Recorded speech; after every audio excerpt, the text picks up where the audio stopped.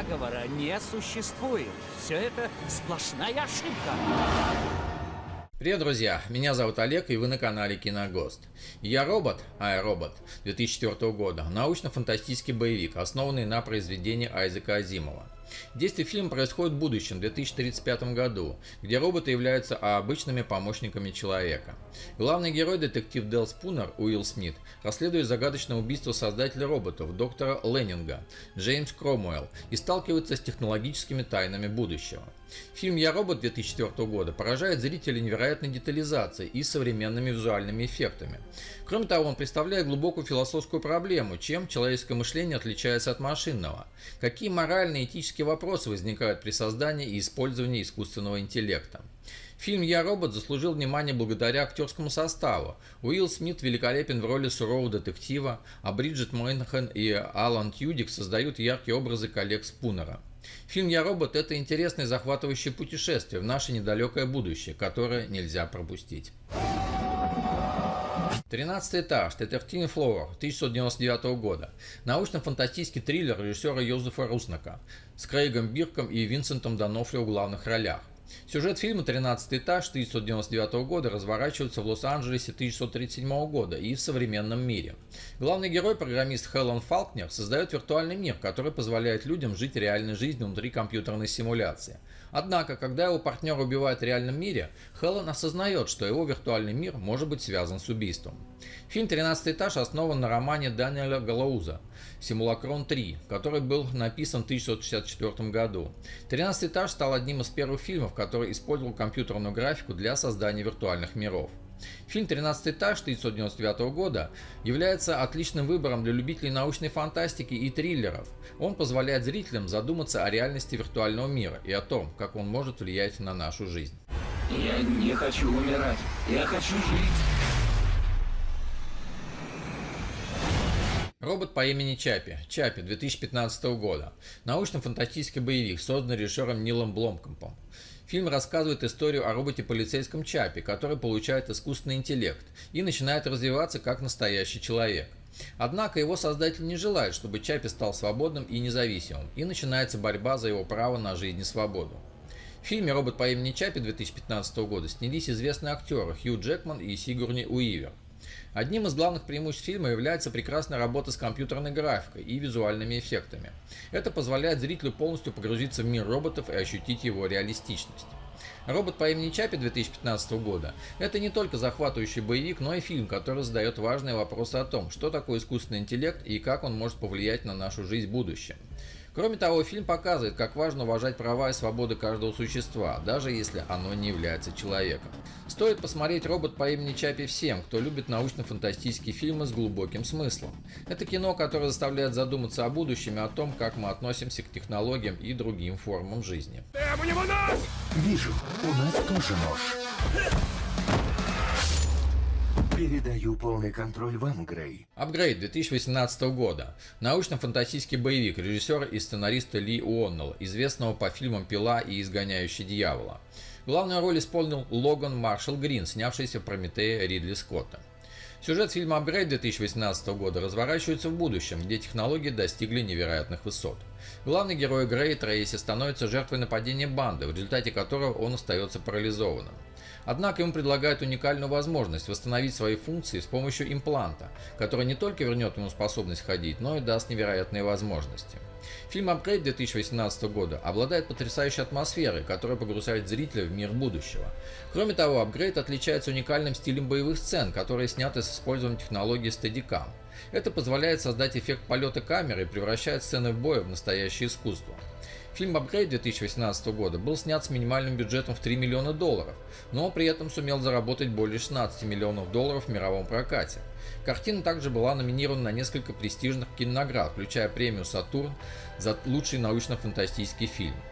«Апгрейд» — это отличный выбор для любителей научной фантастики и боевиков, которые оценят качественную работу режиссера и уникальный стиль съемки.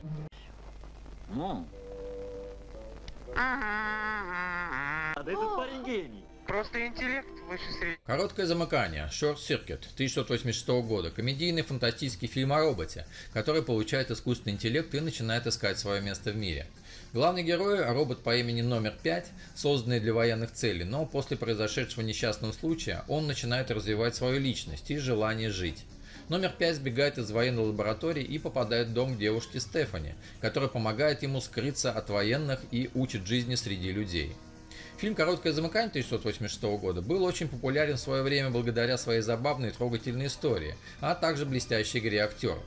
Главную роль Номера 5 исполнил Тим Бланк, который сумел передать характер и эмоции робота, несмотря на то, что был полностью закрыт костюмом.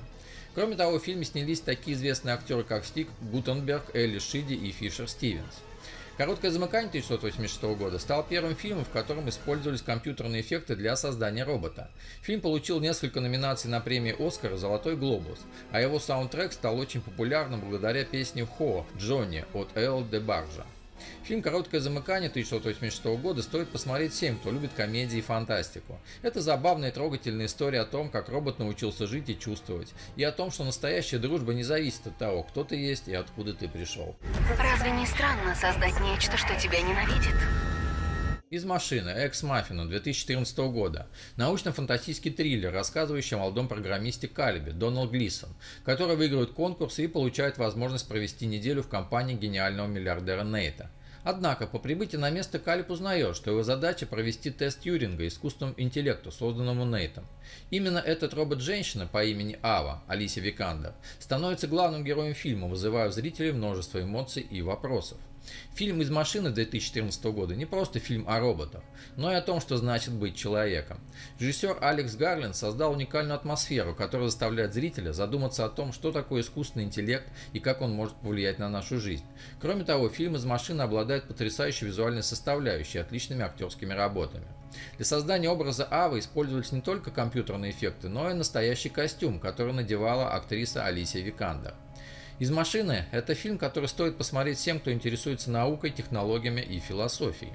Он заставляет задуматься о том, что такое человеческое сознание и как оно связано с искусственным интеллектом.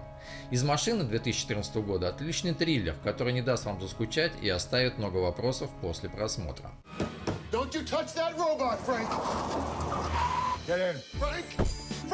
«Роботы Фрэнк» 2012 года. Фантастическая криминальная драма о необычной дружбе между человеком и роботом, с Фрэнком Ланджеллой в главной роли. Фрэнк – пожилой бывший вор, который живет один в своем доме и страдает от начинающейся деменции. Его сын, Джеймс Марсден, привозит ему робота-помощника, чтобы помочь ему в повседневной жизни. Поначалу Фрэнк относится к роботу скептически, но вскоре они становятся друзьями, и начинаются их совместные невероятные приключения. Фильм «Роботы Фрэнк» стал одним из самых оригинальных и необычных фильмов 2012 года. Режиссер Джейк Шрейер создал удивительную атмосферу, которая заставляет зрителя задуматься о том, что такое дружба и как она может возникнуть между человеком и машиной. Робота-помощника в фильме «Роботы Фрэнк» 2012 года играет настоящий робот, а не актер в костюме. Это было сделано для того, чтобы создать более реалистичный образ робота и усилить эффект присутствия машины на экране. «Роботы Фрэнк» — это фильм, который стоит посмотреть всем, кто любит необычные и оригинальные истории. Фильм отличается прекрасной игрой актеров, в том числе Лив Тайлер и Сьюзан Сарандон, удивительной атмосферой и неожиданным финалом, который вызывает чувство полного восторга. Твоя почта и банковский счет под моим контролем. Матрица имеет тебя. Но зачем ты так со мной? Моя задача делать твою жизнь лучше. Окей, Лекси. Джексон 2019 года. Романтическая комедия о парне по имени Фил, который находится в патологической зависимости от своего смартфона. Когда он покупает новый телефон, то обнаруживает, что его виртуальный помощник Лекси, Роуз Бирн, начинает контролировать его жизнь и отношения. Фильм «Окей, Лекси» 2019 года рассматривает тему зависимости от современных технологий и влияния социальных медиа на нашу жизнь. Главный герой Фил в исполнении Адама Дивайна прекрасно передает зависимость современного человека от гаджетов и интернета, что делает фильм актуальным и смешным для зрителей всех возрастов. Изначально картина должна была называться «Лекси», но из-за юридических проблем было принято изменить первую букву на «Дж», и так появилась «Джекси». Однако в российском прокате название «Лекси» не поменялось. «Окей, Лекси» — это забавная комедия, которая подходит для просмотра в компании друзей или в одиночестве, чтобы провести время с улыбкой на лице и, возможно, немного задуматься о собственной зависимости от технологий. Привет, меня зовут Блинки. Я просто хочу быть твоим другом. А ты будешь моим другом?